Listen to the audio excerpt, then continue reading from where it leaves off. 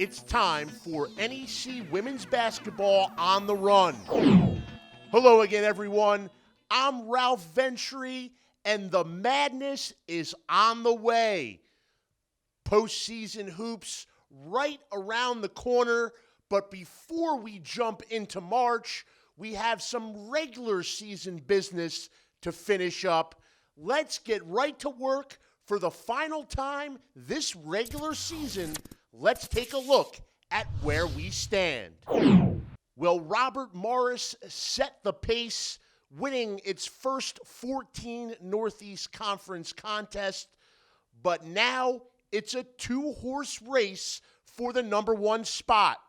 Mount St. Mary's, with the victory over Robert Morris last week, they are in the mix. They can get the number one seed by defeating Robert Morris again. They're currently 1.5 games behind the Colonials in the standings.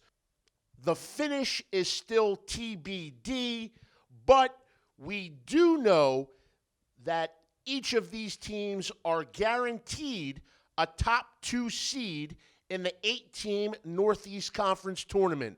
Mount and Bobby Moe, plenty more about those two programs later in the show, but still plenty remaining to dissect here in our Where We Stand segment.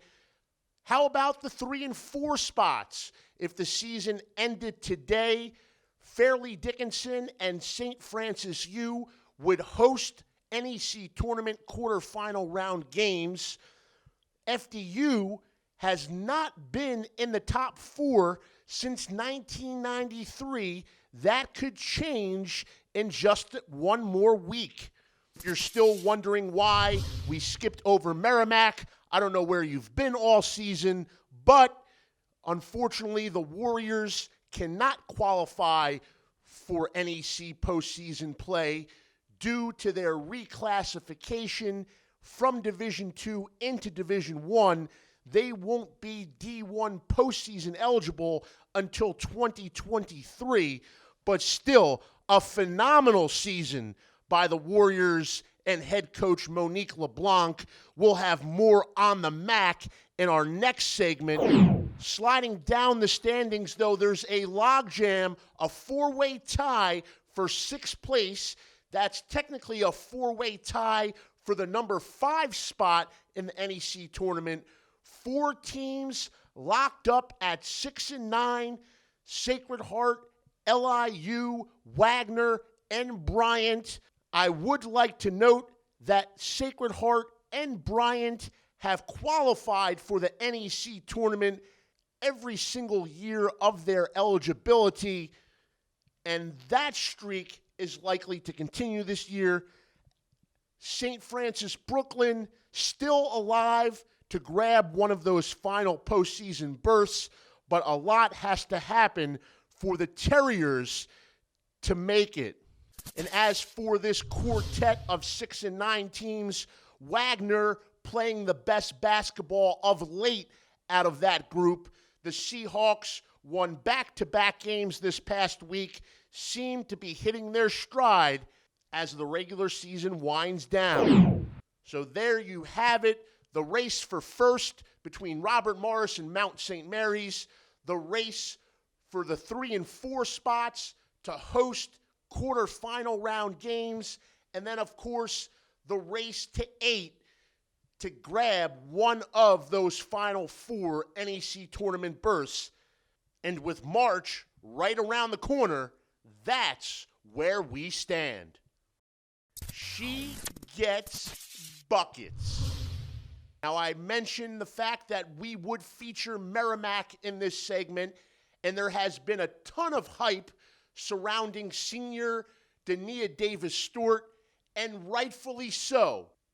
But as much as she is responsible for Merrimack's 18 wins this year, Davis-Stewart has had plenty of help, and some of that help has come from sophomore Kate Major, seeing significant playing time as a freshman in the NE10.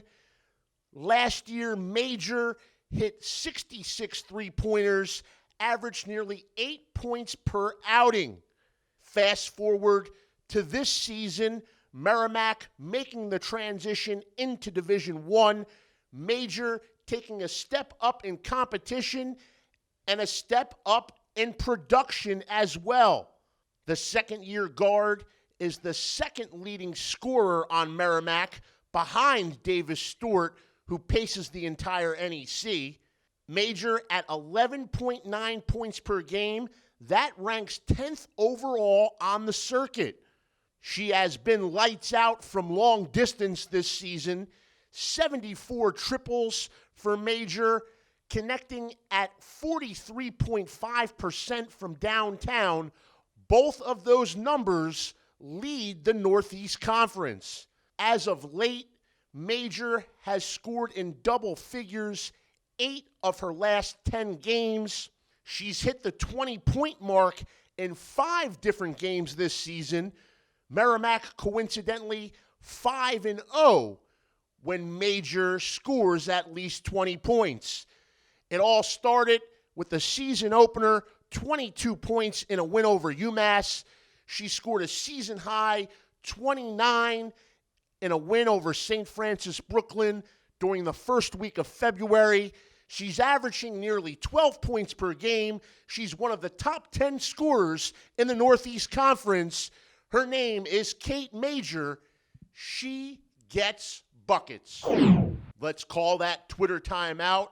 Looking at the tweet sheet, this one from NatStat, National Statistics website, a great place to be if you're a basketball fan and or an analytics nerd. With that said, I've never been a huge fan of win probability, and apparently neither is Mount St. Mary's.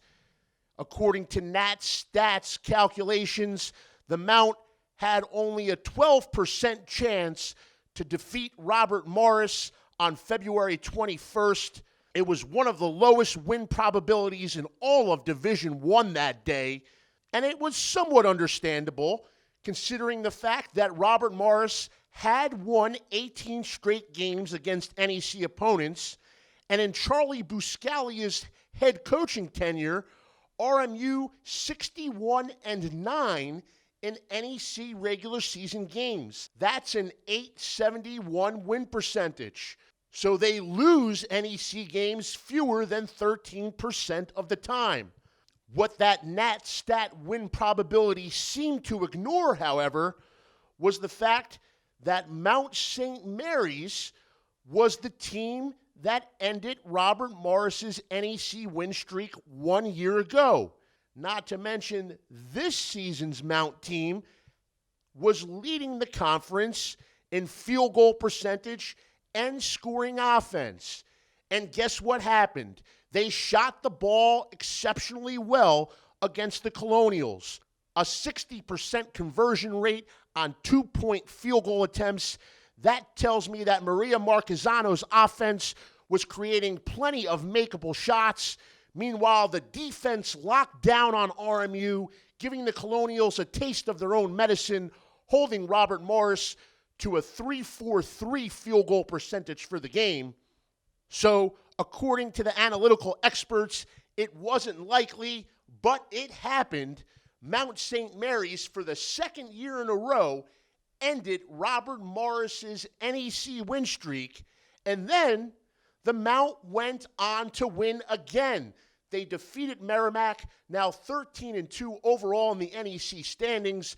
I mentioned in our opening segment that they are still mathematically alive for that number 1 seed in the upcoming Northeast Conference tournament.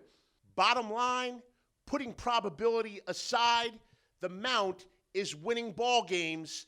They're the hottest team in the Northeast Conference. Maria Marquezano's Mountaineers have won 8 straight.